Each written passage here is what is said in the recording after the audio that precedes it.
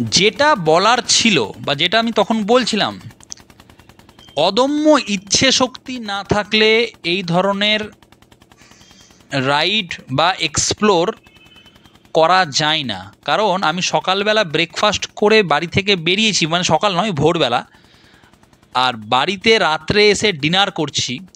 এটা কিন্তু প্রচণ্ড মেন্টাল প্রিপারেশন লাগে, ইচ্ছে শক্তি লাগে। না হলে আমি বিন্দাস অন্য একটা রাজ্যে গিয়ে ওখানকার মাটিতে বাইক নিয়ে, নিজের বাইক নিয়ে দাবড়ে বেড়ালাম, আবার রাত্রে এসে নিজের বাড়িতে ভাত খেলাম। এইটা তো সত্যি। তাই এরকম পাগলপন্থী জেদ, ইচ্ছে সবটাই দরকার। তো এটাই শেয়ার করার ছিল তোমাদের।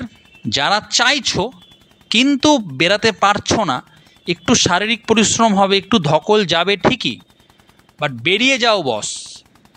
যা পারছো ঘুরে নাও, দেখে নাও।